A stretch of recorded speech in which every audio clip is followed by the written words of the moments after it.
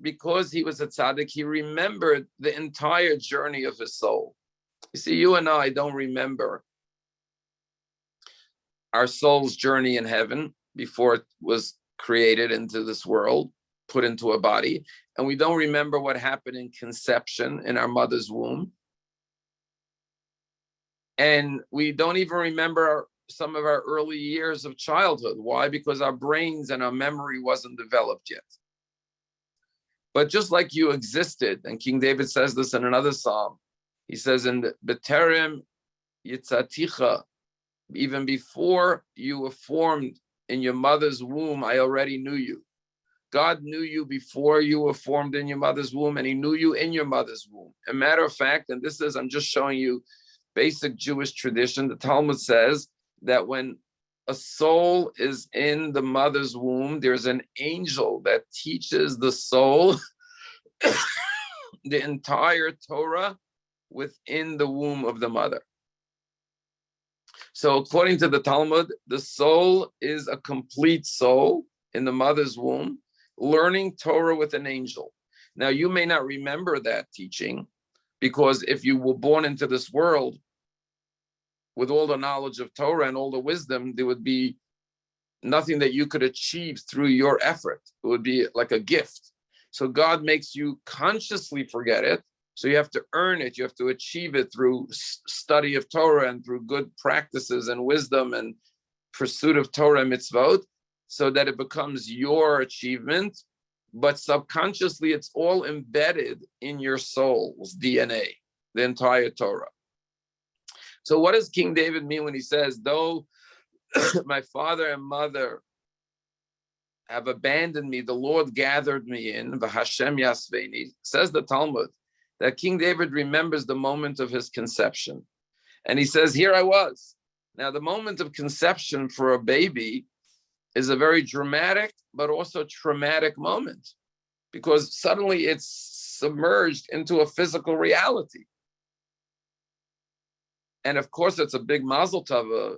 When a woman gets pregnant, she's going to have a baby. But from the soul's perspective, it came from the highest spiritual heights down into a physical world, filled with physical limitations. So King David says, when I was conceived in my mother's womb, I looked around to see who's going to protect me, who's going to guide me, who's going to be here for me, who's going to babysit me. And what did I see? I saw that my father and mother abandoned me, which means, says the Talmud, my parents were fast asleep, because after that moment of conception, the parents fell asleep in the bed. And so I was fearful. What am I who's going to look after me here now that I was born into the world, that moment of conception? He said, but then I realized that Hashem Yasfeni, the Lord, Hashem gathered me in, that God was with me in the womb, even though my parents went to sleep that night after I was conceived. And that's what gave me the courage and the strength to follow this journey of my soul. And matter of fact, there's a very famous psalm that everyone knows that King David says, Gam ki elech, even though I walk through the valley of the shadow of death, I fear no evil, for you are with me. What does that mean, the valley of the shadow of death? What is this valley? Why does he call it a valley? Why does he call it a shadow? Once again, our rabbis say that he's talking about the moment of conception. What is a valley? You're on a mountain, and then the valley is down below. He said, I was on the highest mountain with God in heaven. Suddenly I'm cast down into the valley, into this physical world. But I'm not born yet. I'm in the valley. I'm between heaven and earth. I'm not in heaven. I'm not on earth yet. I'm in the valley of the shadow of death. He said, but I feared no evil because you are with me. I felt God's presence with me in the womb, nurturing me and guiding me and protecting me and loving me. And therefore, I feared no evil. And the journey of death is the return of the soul back to heaven, to where it originated from. And therefore, it mirrors, it parallels the journey of birth. And therefore, what King David's saying is, when I face death, I fear no evil because I know God is with me in this journey to the next world, just like he was with me in the journey down below into this physical world. Matter of fact, many times that I share this analogy that is given by the Kuzari when he talks about the afterlife or life after life rather than life after death. Because as I said, what was alive never died. But the Rabbi Judah Halevi, who's known as the Kuzari, gives the analogy of twins in the mother's womb. And he said there were twins in a mother's womb, and he says one was an optimist and one was a pessimist. And they were having a running debate for 9 months in the mother's womb. What's going to happen to us after the 9 months are up? Where do we go from here? So the pessimist said, well, we're going to die. It's going to be all over. This is the world we know. This is the world we have. This is the way we live. How can we live outside of our mother's womb? I mean, if we don't have an umbilical cord, how will we survive? We can't live without an umbilical cord. So surely this is all there is. So the pessimist brother said to the optimist, eat, drink, be merry, make the most of this world because this is all we got. And the optimist said to his brother in the womb, the pessimist, look, I believe that there's another world waiting for us, a better world. And there'll be some kind of transition into a new world. And the pessimist brother said, well, do you have any proof? Has anyone ever come back to tell you about this world? Has anyone ever seen it? Have you seen it? Like he said, I think you're just afraid of the fact that you're going to die in 9 months. So you're imagining some better world because you're using it as a crutch to have faith in something better because you don't want to face the reality. You're going to die in 9 months.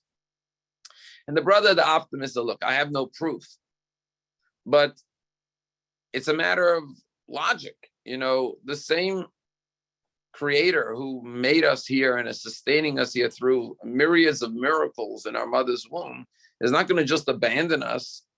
Surely there's a plan. And therefore I have faith that God's going to carry us to the next world. Says the Kuzari, Rabbi Judah Halevi, 12th century scholar, the day of the delivery came and the mother starts having contractions and they feel the rumblings and they know something imminent is going to happen. And suddenly the womb opens up and they see this bright white light, you know, that they heard about at the end of the journey. And as fate would have it, he says, the brother who was the optimist started to leave the birth canal first. And he says, his brother, the pessimist, starts crying and kissing him goodbye, saying, it was nice knowing you, but this is the end. And he's weeping because he knows he's next. And the brother, the optimist, leaves the birth canal. And suddenly the brother, the pessimist, is all alone in the mother's womb and he's plunged back into the darkness. And he's listening for a clue as to the whereabouts of his twin brother. And suddenly he hears something that he never heard before in his entire lifespan, which is only 9 months long. From the other side of the womb, he hears the shrilling cry of his baby brother's newly formed lungs as he gasps his first breath of life. And the brother, the pessimist in the womb, says to himself, you see, I was right. They must have just killed him. And he's crying from pain and agony. He had so much faith in this world that was awaiting him. Little did he know that this was going to be the end. And the Kuzari finishes his parable by saying that little does the brothers, the pessimists, understand that what he just defined as death is actually birth and life. And that on the other side of the womb, there's a mother and a father embracing their newly born child with tears of joy streaming down their cheeks and saying, welcome to our world. And says the Kuzari, when our loved ones leave this world, we cry in this world. And what we call death in this world is birth and life in the next world. And as we weep here below, our beloved souls are being greeted by their parents in heaven and their ancestors who say, welcome to our world. So in order to understand the journey of death, we have to understand the journey of birth, how it all started, of life. And if you actually look at Judaism's process of death, it very much mirrors birth. Because we know that in Judaism, there are different stages of mourning. There's the Shiva, the 7 days of mourning. Then there's the Shloshim, the 30 days. Then there's the 1 year mourning and the Kaddish. There's a whole process. Now, if you ask yourself the following question, how could the Torah prescribe a time frame for grieving? How can everyone have the same amount of time for grieving? 7 days, the most intense period, then 30 days, more lenient, then a 1 year, then 11 months for Kaddish. First of all, grieving is a personal thing. Everyone grieves on their own level. What's if I need 10 days to grieve, or I need a month to grieve, or I need 10 years to grieve? I mean, it all depends on my relationship with the person and my connection and what kind of a person it was. Was it an immediate relative? Not, I mean, how could the Torah give a fixed time for 7 days of grieving and 30 days? And the answer is that, of course, everyone grieves on their own individual level and length of time that they need to grieve. But just like when you entered into this world, you didn't just come into this world instantaneously appear. There was a journey. First, you were conceived in your mother's womb. That was the initial spark, connection. Then 40 days, 40 days, the Talmud talks about another degree of formation. And then you had the 9 months, the birth, and then 30 days after you were born. And bar mitzvah is when your mind is fully developed to become an adult. And there's different stages of life. Life is a journey where your soul is gradually attaching itself to the body. Well, the same thing is when it's time for the soul to leave the body. It doesn't just fly away in an instant. Yes, it departs from the body. And now the body goes back. From dust you come, to dust you return. But the way Jewish thought explains it is just like the soul had to descend through different heavens to come down to this world and gradually become one with the body. When it leaves through different degrees. And therefore, the first period is the 7 days, where the soul is like hovering. It has departed, but it's still attached to this world. And it takes time to disentangle, so to speak, after living in a body for 70, 80, 90, whatever length of time. It's a gradual departure. And therefore, the periods of mourning reflect this period of the soul freeing itself from the grip of the body. But when we talk about a body and a soul, and we talk about heaven and hell, and maybe in other theologies, like in Christian theology, they imagine heaven as a fire burning, but it's not really a physical entity, and it's not up there or down there. Are you going up or you're going down? All souls go back to the same place where they originated from. It's just that two souls could be sitting side by side, but they could be having a completely different experience. One is having an experience of joy, which is what we would call heaven, and another soul is having an experience of pain and shame. Because when the soul comes to the world of truth, it gets to see its journey in this world. It gets to see why it was sent into this world. And if the soul could look back at its life and say, I lived up to my potential, I fulfilled my purpose, I achieved my goals, I could look down at my children and grandchildren with pride and joy of the way they're leading their lives morally, ethically, spiritually, religiously, Jewishly, then the soul has a feeling of ecstasy, a feeling of joy, like the nachas that a parent may have in this world, or the satisfaction we feel in this world. You see, even in this world, when you do a mitzvah, you feel good. You help another person, you feel fulfilled. When you do something that is beneath you, unbecoming of you, lower than your true self, when you are not living according to your true essence and value that you know to be correct, you're ashamed of yourself. Even if the world thinks you're wonderful, you know who you are, and you live with guilt, live with shame. Your conscience bothers you. Why? Because I'm living based on my base instincts, not my true higher spiritual self. That experience is magnified 1,000,000-fold when the soul is in the world of truth, and it could look back at its life and see which moments were wasted, were futile, were meaningless, squandered opportunities, and the soul sees what it could have achieved with that experience and that moment.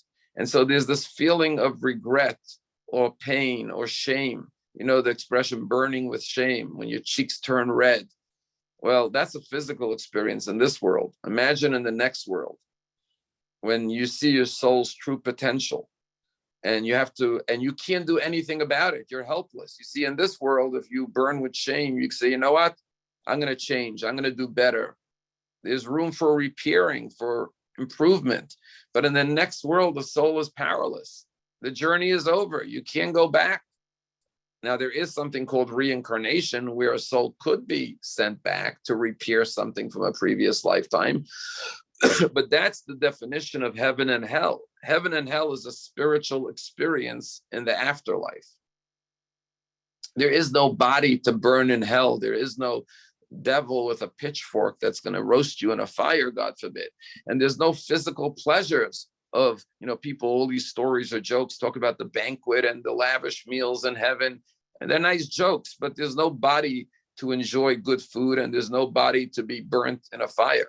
It's all the spiritual experience of the soul. And we all know that as much as we enjoy physical pleasure and abhor physical pain, emotional pleasure and emotional pain is much deeper than physical pleasure or physical pain. And therefore, the real experience that we have in this world, even more than the body, is the soul experience. And that's what it means when we talk about heaven and hell. We do believe in reward and punishment. As someone once said to me, if you don't believe in reward and punishment, then Mother Teresa and Hitler are experiencing the same exact afterlife. In Judaism, one of the 13 principles of Jewish faith, as codified by Maimonides, is that there is a reward for your righteous deeds and there is a punishment. And that's why in this world, there are many times righteous people suffer and there are wicked people who prosper in this world. But this isn't the end of the story. God, in order to give free will, balance things out, that there are wicked people who have a good life and righteous people who have a difficult life. Because if you looked around you and you saw that all the righteous people have the most blessed life and all the wicked people have illness and suffering and poverty, well, of course you would be a righteous person, because that leads to a happy life physically. But you wouldn't be doing it for a righteous reason. You would be doing it for the gain, the benefits of being righteous. So God had to make it so that there is no physical incentive to be righteous versus wicked, only a spiritual incentive. And therefore, the true reward for the righteous is in the world to come, which is the world of eternity.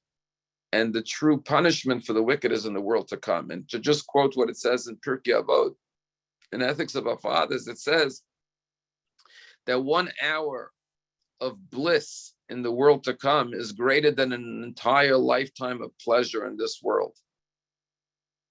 But 1 hour of good deeds in this world is greater than all of the world to come, because in the world to come, you can't do any good deeds. It's a perfect realm. So a lot of times you hear people say, oh, someone died there. And people say, oh, they're in a better place now. From a Jewish perspective, that's not true. This is the better place. The soul's goal is to come into this physical world and do good deeds, because in the next world, you cannot perform good deeds. In this world, we could serve God. In the next world, God serves us. It's better to serve than to be served. Just like you'd rather work than be retired. Retired may be a lot of fun, but you know what? Now, when I say retired, I don't mean retired from a profession. That's okay to retire from business, but you never want to retire from doing good deeds in this world. Retirement means I now have more time to do more good deeds, to do the things I'm passionate about, the things I love, which is being there for my family, for my children, for my grandchildren, making changes in this world, improving the world around, doing more charity, volunteering more, because no one wants to sit idle in this world, because sitting idle is not serving your purpose. Your soul knows I was sent here for a limited time to achieve a spiritual goal. So sitting idle and doing nothing is a waste of that opportunity. So in the next world, even in paradise, you're being served by God. But the better world is this world, because this is where we could have an impact. This is where we could put a smile on someone's face who's crying and sad. This is where we could bring joy to someone. This is where we could do a mitzvah. This is where we could study, to all the things we can do only in this world. So it's not a better place. It's a different place. And that's why it says an hour of bliss is, and that's why in Judaism, we do everything to stay alive. We know a lot to violate all the commandments to extend life, because the greatest gift is in this world, because this is the world where we can serve God. Now, a very common question that I receive is, do our loved ones in heaven know what's happening with us here on earth? Or when I die, will I see my family and my loved ones? Will I be aware? Will I be cognizant of what's going on in this world? So from a Jewish perspective, the answer is a resounding yes. But not only is the answer yes, but even greater than that. When a soul leaves this world, it can see and hear better than it was able to in this world. So, when you get old, sometimes you need hearing aids, you need glasses. In the next world, your soul doesn't need a hearing aid because the body needed a hearing aid. The body's weak eyes need glasses, but the soul sees from a spiritual perspective. It doesn't, in other words, when the soul, when you see something, is it your body seeing it or your soul is seeing it? Your soul sees through the body. In other words, it's not the eyes that see. The eyes are a conduit for the soul to see something. When you hear something, who's listening? It's not your physical ear that's hearing. The ear is just an instrument. Who's really hearing the words? Your soul is hearing the words. So the body is only an instrument to enable the soul to hear. But once, and therefore, if the body is weak, the body needs a pair of glasses, the body needs a hearing aid. But when people have out-of-body experiences, they come back to earth, and there are thousands and thousands of documented stories of people who have out-of-body experiences, and they tell you what they saw. They saw a 360 dimension. They saw beyond what they could have seen in this physical world, because they didn't have the limitations of the body. Your eye could only see so far. Even if you have the best eyesight, your ear could only hear from a certain distance. These are all the physical limitations, but the soul could hear even beyond. As a matter of fact, I mentioned to you that I have a wedding tonight, but it's brought down in Jewish tradition that at every wedding, 3 generations, parents, grandparents, and great-grandparents of the bride and the groom, their souls descend from heaven to participate in the wedding. Because their grandchildren, their descendants are getting married. They're not going to miss it. So they're granted permission, like a visa, to come down to earth and be here at the wedding of their descendants. And we invite the parents, if they're not alive, and the grandparents, if they're not alive, we invite their souls to the wedding. And that's why there's a tradition that before a wedding, you go to the grave of your parents or grandparents, and you put an invitation on the grave to invite them to the wedding. Furthermore, we know the Yizkor service. Why do we leave, those who have loved ones, leave the service before the Yizkor? There's always an announcement. All those who are not saying Yizkor, please leave the synagogue. Why do we have to leave? Because it says the souls come down to sit next to their loved ones during the Yizkor service. And therefore, it's a private moment between the souls and their descendants. And therefore, those who don't have anyone to say Yizkor for are asked to leave the synagogue. There's a story in the Talmud about the compiler of the Mishnah. His name was Rabbi Judah, the prince. His name was Rabbi Yehuda Hanasi. Now, after he died, the rabbi lived 2,000 years. He came, and this is right in the Talmud. He came to heaven, and he was asked, we're going to grant you one mitzvah that we're going to allow you to continue to perform, even from the next world. You'll be able to go and perform this one mitzvah. Which mitzvah would you like to choose? And he said, I would like to choose the mitzvah of making Kiddush on Friday night for my family. And the Talmud says that every Friday night, his soul would come down to the world and join his family at the Shabbat table and make Kiddush for his family. So Judaism absolutely believes in life after life. Like I said, I'm calling it life after life because the soul never dies. There's no interruption of the life of the soul. The soul is like God. It existed before you were born. It will exist after you were born. It's the body that was breathed into the breath of life, became animated through gradual process. And that process is repeated when it leaves the body. And that's why may know, and people who work in hospice will tell you this, that people who are dying know that they are dying. There are countless stories of people who are not, hospice, God forbid. Obviously, someone is very ill, but they have a premonition, and they'll very often tell you, I was visited by my parents, I was visited by my grandparents. They get these like notifications that your time is coming to an end. And it's fascinating. There are books written about this from people who worked in hospice, how they have this inclination that they know they'll say certain things to their family members, knowing that at a certain time they're going to transition, because it's like the soul on high being told that the process is going to begin, and then the soul is notified that the process is going to now come to a conclusion. Let me just take a look at some of the comments to see if I could address some of the questions.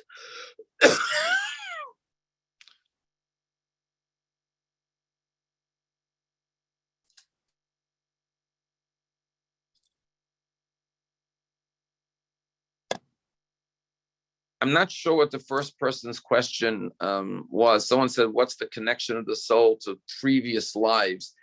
If I'm understanding the question is, if we believe in reincarnation, which we do, so let's say our soul has lived in 5 different bodies. Are we connected to those previous lives?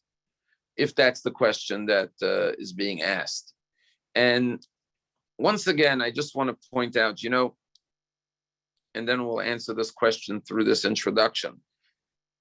When you were 5 years old, you looked in the mirror, you saw this cute little boy or girl in the body of a 5-year-old with the mindset of a 5-year-old. Then you looked in that mirror when you were 10 and 15 and 20 and 30 and 40 and 50 and 60 and 70. At every stage of life, you had a different body size, a different body shape, a different body appearance.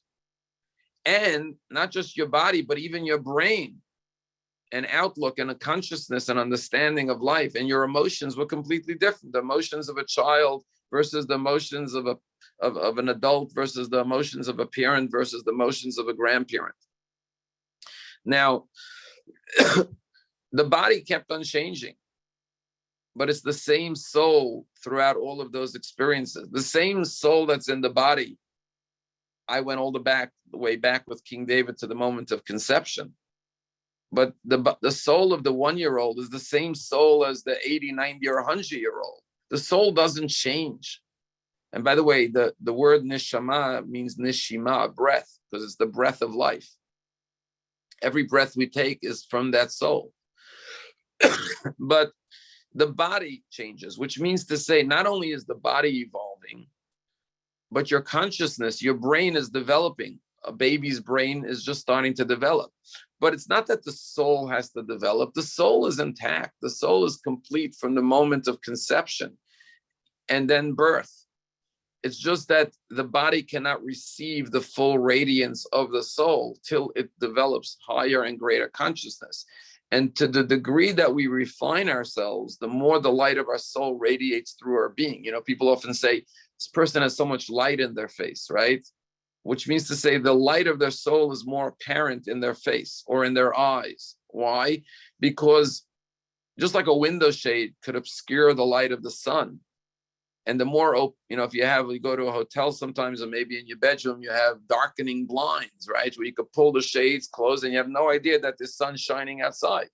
The point is that the more we refine our soul and open up a window and a connection to God through the Torah and the mitzvahs, the more our soul is able to shine through us into the world. So the the soul never changes.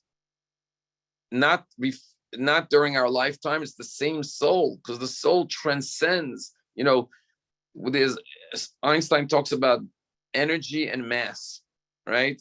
Your body is the mass. The soul is energy. Energy never dies, but the soul is more than an energy, much more than an energy. It's a part of God. It's divine. It transcends even energy. So of course it doesn't die, and it's consistent throughout our lifetimes, despite the fact that our bodies changes from stage to stage. And death does not end that journey of the soul. The soul continues to live on, because as God cannot die, the soul cannot die. Now, if the question that was being asked in the chat box is, well, what about my soul's previous journeys? So, once again, Freud talks about consciousness and subconscious, right? There are parts of ourselves, even in our brain, that is subconscious. The brain is a very complex organ, and sometimes we suppress things, and we block out certain memories, or we act on certain subconscious experiences that we had that we don't even remember consciously, but are ingrained inside of us. And the same thing is with the journey of the soul from one life to the next. As I told you, according to Jewish thought and mysticism and Kabbalah, most of our souls are repeat journeys in this world. They've been before. And there's a Dr. Brian Weiss who wrote a book, Many Lives, Many Masters, and he, through hypnosis, took people back to previous lifetimes. But the idea is that if you consciously knew of your previous journeys, soul's journey, first of all, it would confuse your journey in this world. Imagine if you remembered your former spouse, your former children, your former life. It would be very confusing to your soul's journey, but it wouldn't allow you the freedom to rectify it. So let's say you had a mission in this world to do a certain good deed, and you were given the opportunity, but you didn't take the opportunity, and you missed the opportunity. God may perform an act of kindness to your soul and say, you know what, I'm going to send you back and give you a second chance. It's almost like a teacher who, when you flunk the test, they're a good teacher, say, you know what, I'll give you a second chance to redo the test. So God says, I'll send your soul down again to see, maybe you'll do better this time. But if you already knew the questions from the previous test, it wouldn't be a remake up test. The teacher has to give you a new set of questions. So God has to erase the memory of the previous lifetime, but yet subconsciously it's still the same soul. And therefore, you still have it implanted in you, but not on a conscious level. So you still have free choice. It's not taken away from you because you don't consciously know the answer. But is it in your soul's spiritual makeup? Yes. Is it driving you from a deeper spiritual sense? Yes. How many times do people use the expression, oh, this person has an old soul? What are they saying? They're saying they may be 5 years old or 10 or 20, but there's a wisdom to the soul that transcends the age that they're in. There's clearly a higher dimension, or the experience of deja vu. I know that experience. I've had that experience. I don't remember having it. It just feels like it resonates with me from a deeper place. These are spiritual intonations that we get from our soul.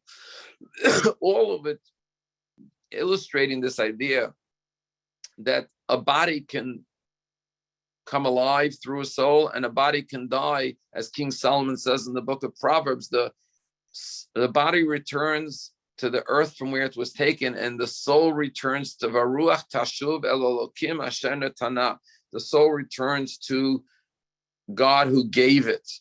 And therefore, souls are part of God. They're everlasting, and they make contact with the body in the embryo, in the womb of the mother.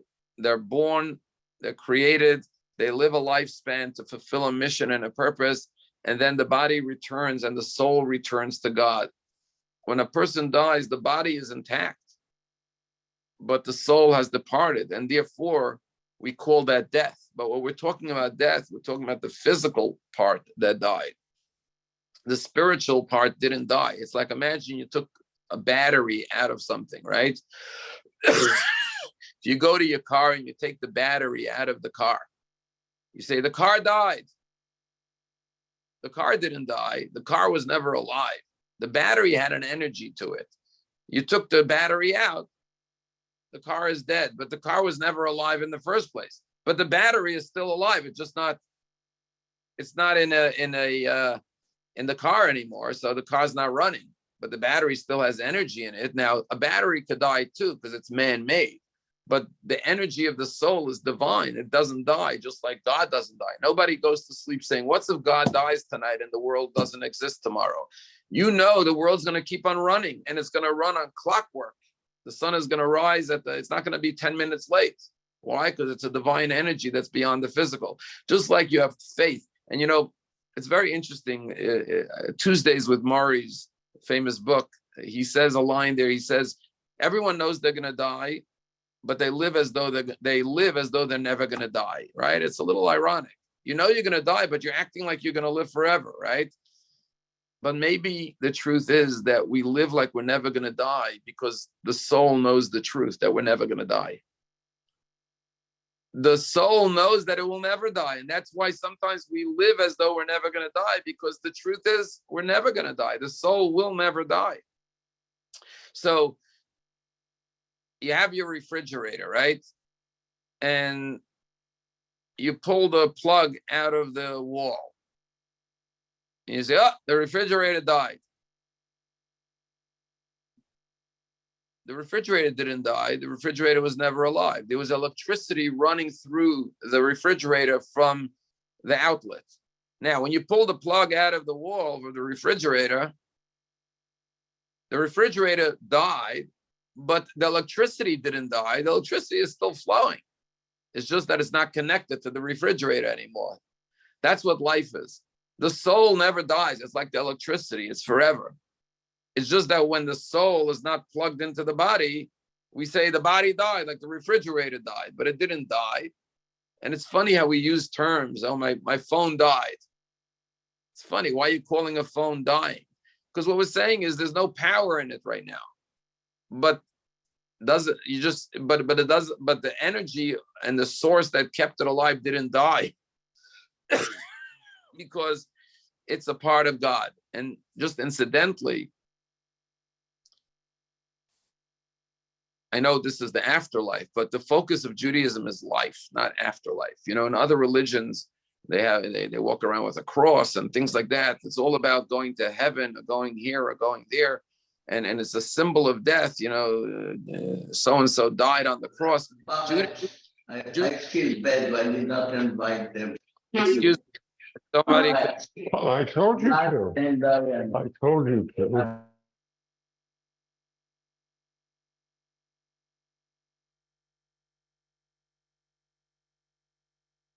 What I want to point out is that the goal of Judaism is to live. We are put in this world for a mission, for a purpose. This is the ultimate goal, that the soul, you see, a soul can't do any good in this world without a body, so it needs a body. And a body can't do any good without a soul. It needs a soul to activate it. So it's a partnership between the body and the soul.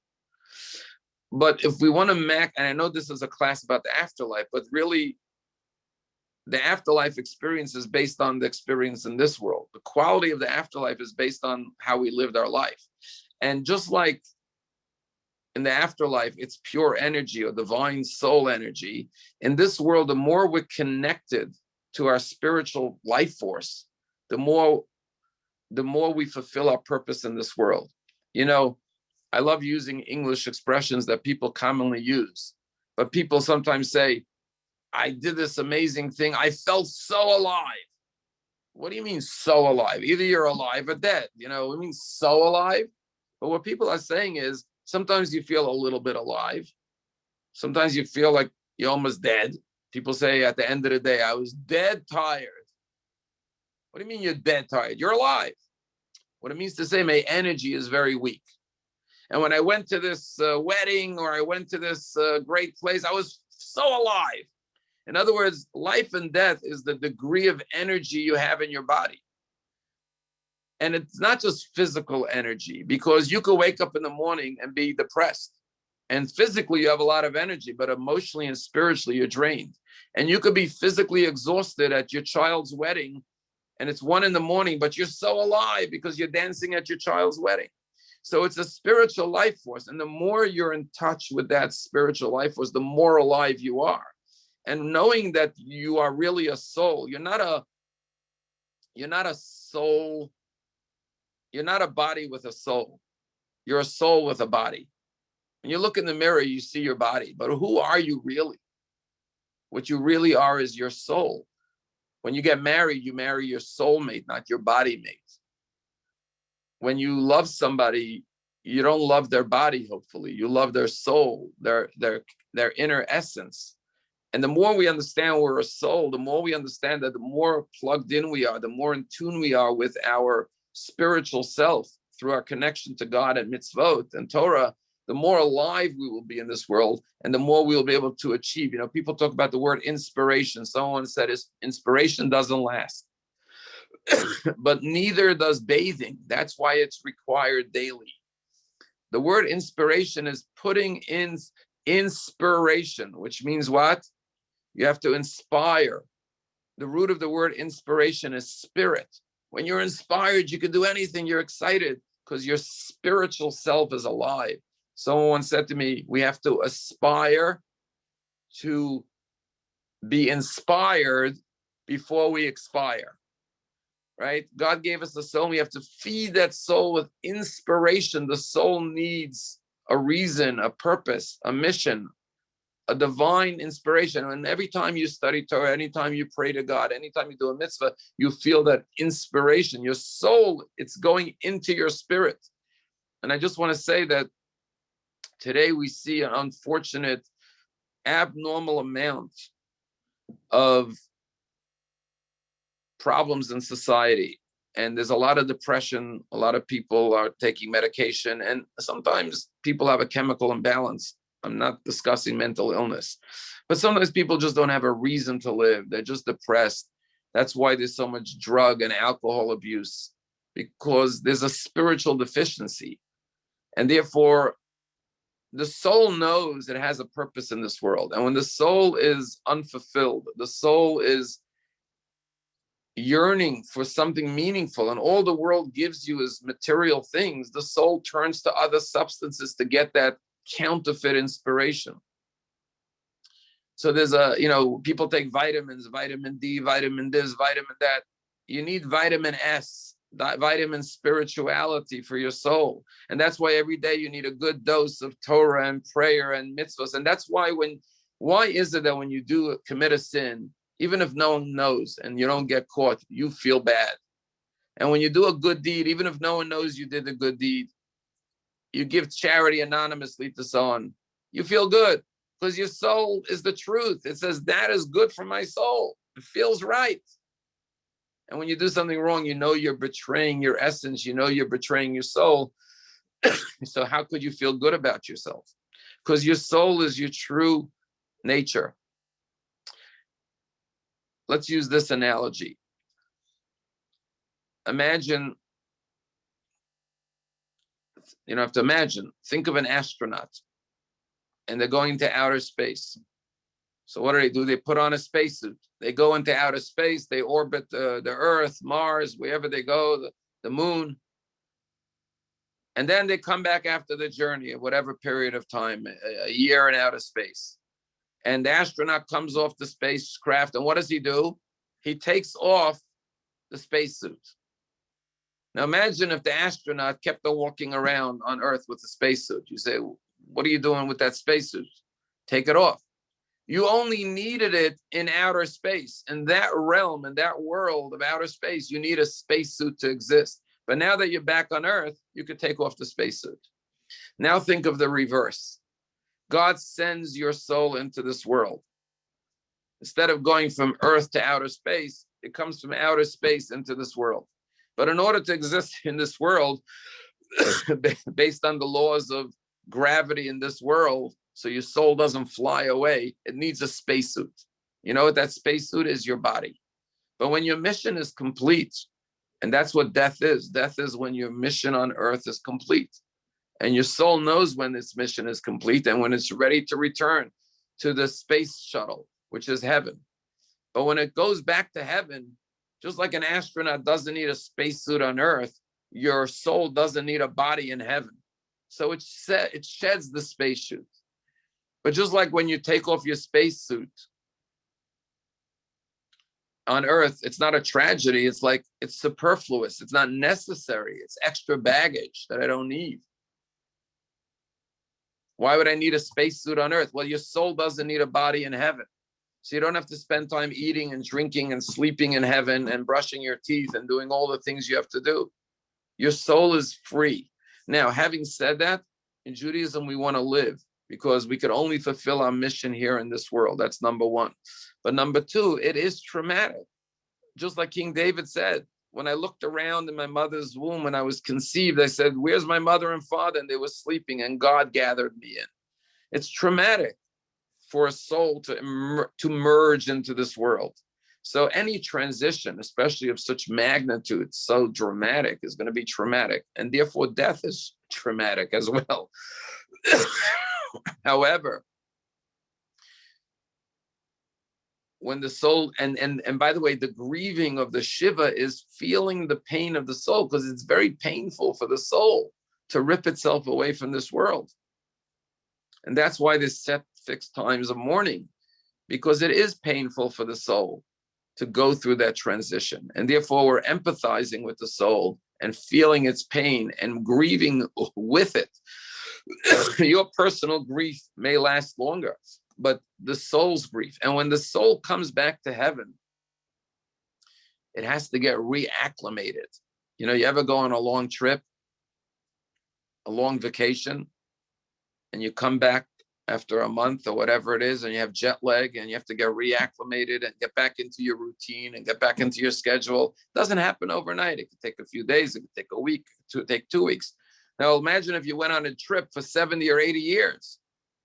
You would have to get totally reacquainted to your old life. The soul had an existence in heaven, a blissful existence, spiritual existence. And then it came on a journey to this world, hopefully for 120 years.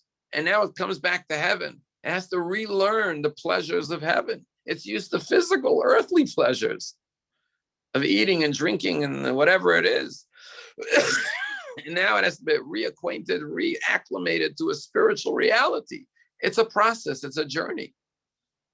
But just like when you come home from a journey and you get settled in, you get back to your daily routine, it feels wonderful, hopefully. The soul ultimately gets reacclimated. And that's really what the 11 months of Kaddish is.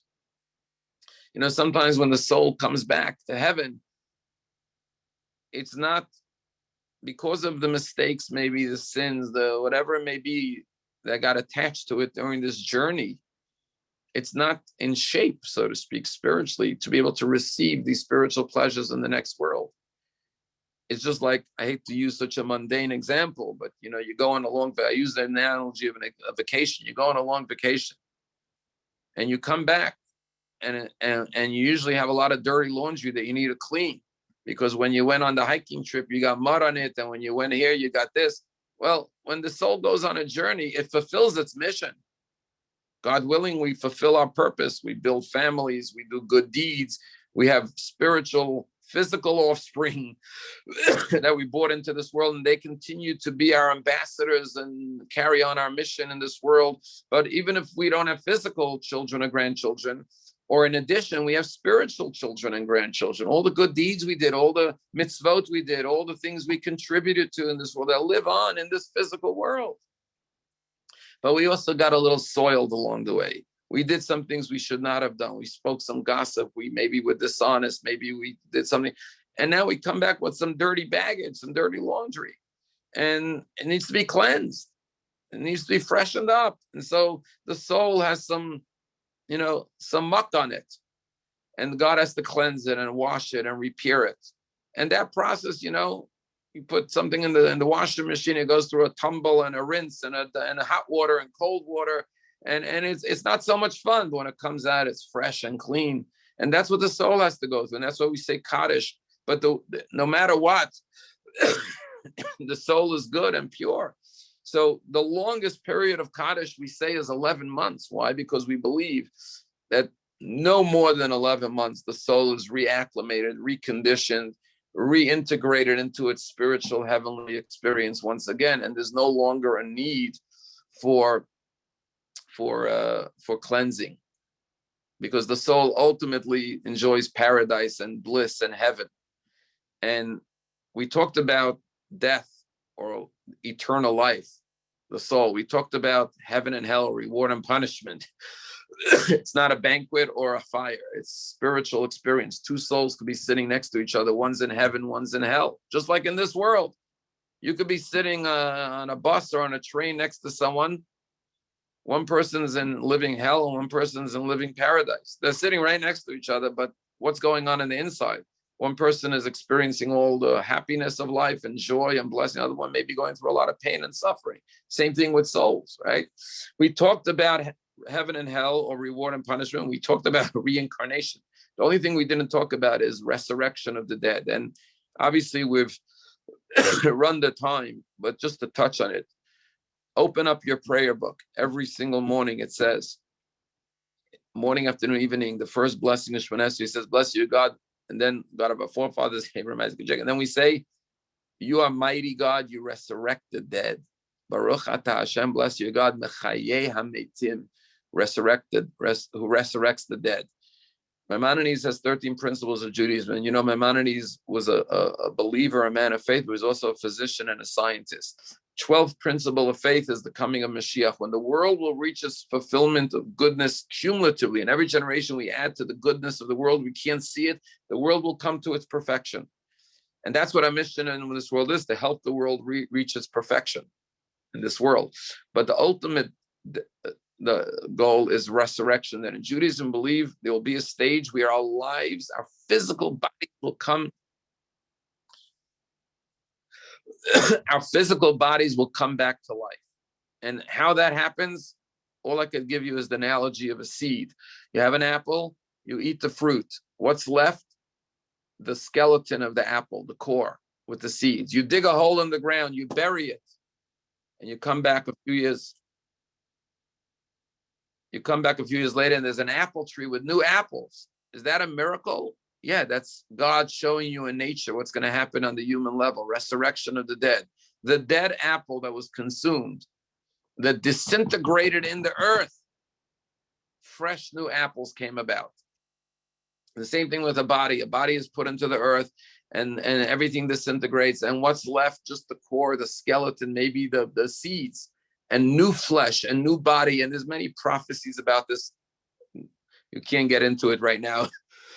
The valley of the dry bones. Just Google the valley of the dry bones on the internet. You'll see a million answers. This famous prophecy of Ezekiel coming back to life again. But the point is, why is there resurrection of the dead? Why can't the soul just live on for eternity? And why do we believe one day we'll be reunited with all our loved ones? And this is a fundamental principle in Judaism, with our physical loved ones. The answer is very simple.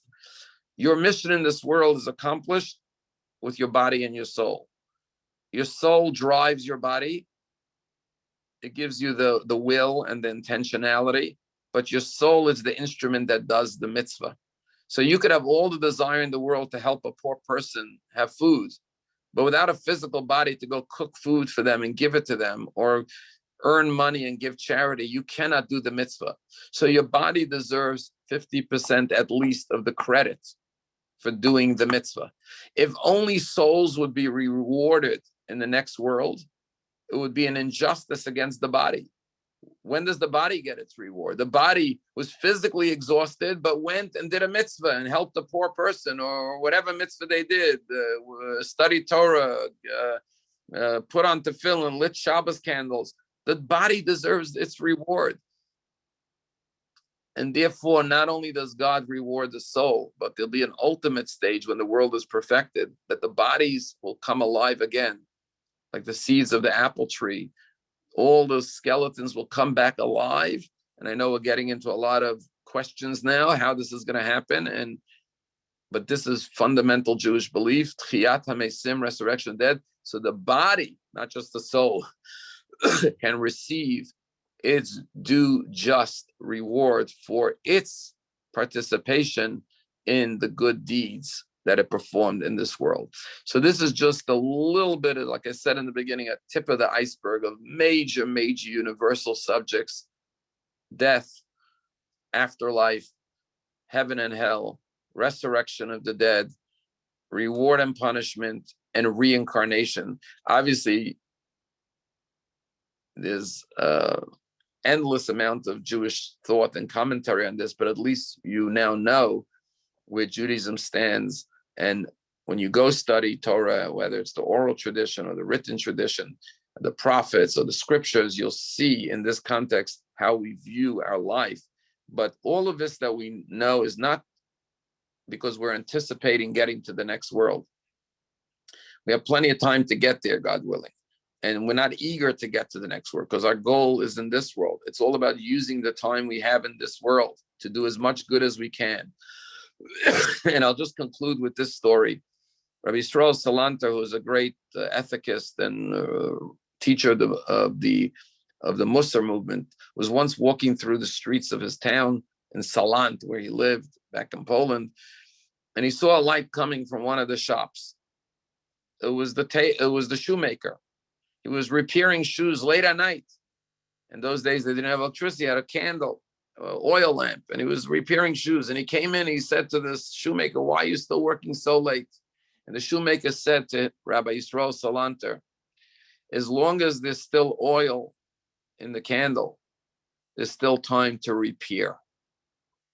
And Rabbi Yisrael Salanter said, "What a life message.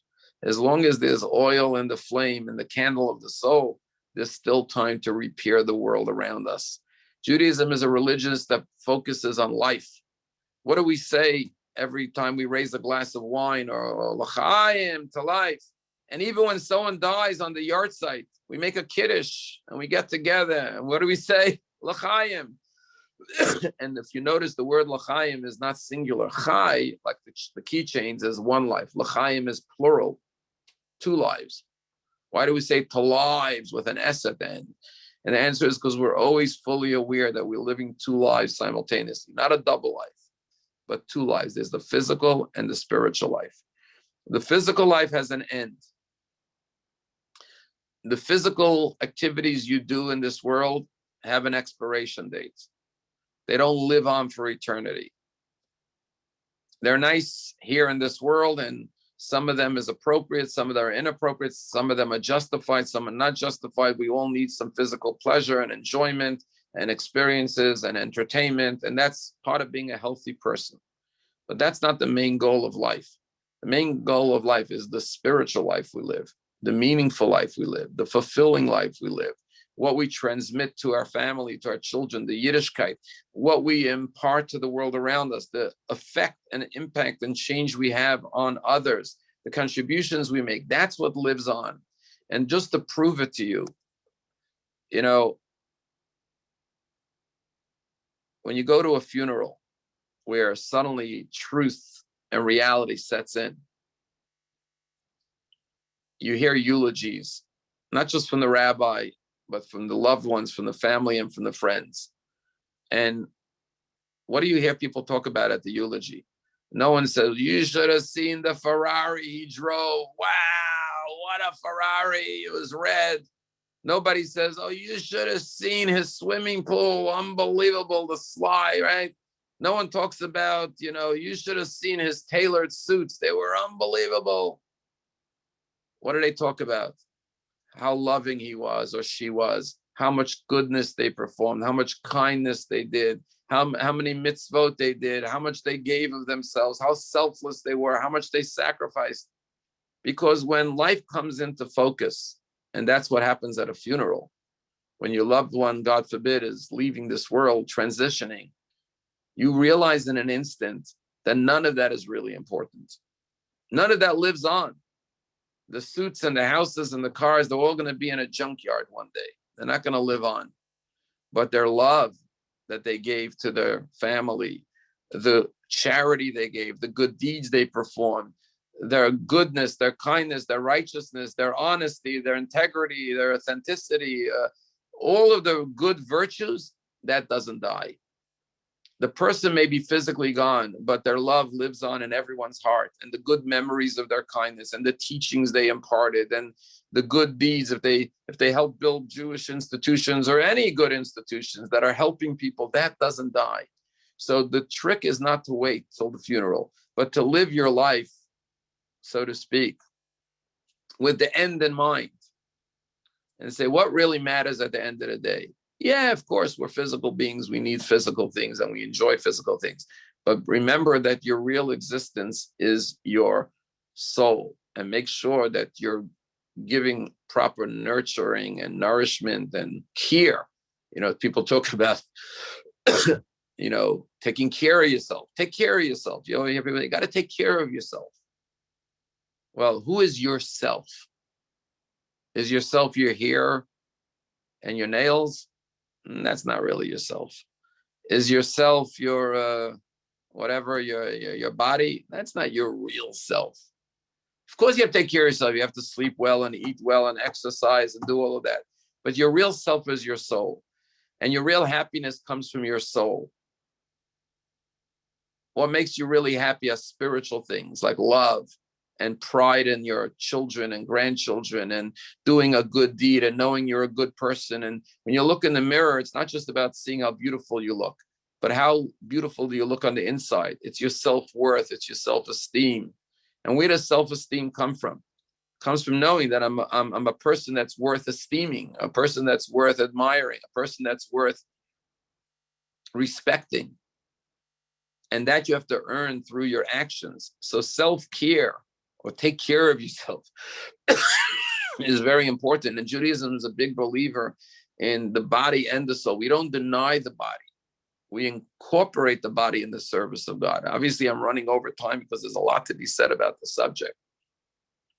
But if you look at the holiest day of the week, which is Shabbat, we don't just pray and study Torah. We eat, we drink, we have festive, and we're supposed to be intimate with our spouses on Friday night. It's about incorporating all the pleasures and enjoyments of life, but using it for a spiritual purpose. Have the most lavish meal of the week on Friday night with the best food and the best desserts and the best wine and the best liquor and the best of everything. But don't go to a bar and drink like an alcoholic or like a empty person.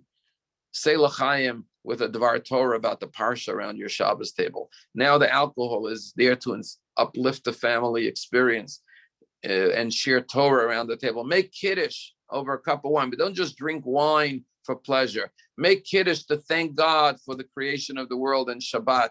Use everything yes, have intimacy with your spouse on Friday night, but not the way animals have intimacy, but on this day of holiness and peace and relaxation and tranquility, use the time to bond in the most beautiful, spiritual, intimate way with your spouse, to share love. That's the whole message of Judaism. The world is not a vice or a virtue. It depends what you use it for. If you use it to incorporate it in your spiritual journey in this world, then everything becomes elevated. You could build a synagogue with most beautiful decor. It's not meaningless. On the contrary, you took the beautiful design and used it to enhance people's spiritual experience. When they come to pray, they see beautiful stained glass windows and beautiful ark and a beautiful thing. We believe in using material things, but for a higher spiritual purpose. And use your body for a higher spiritual purpose in this world.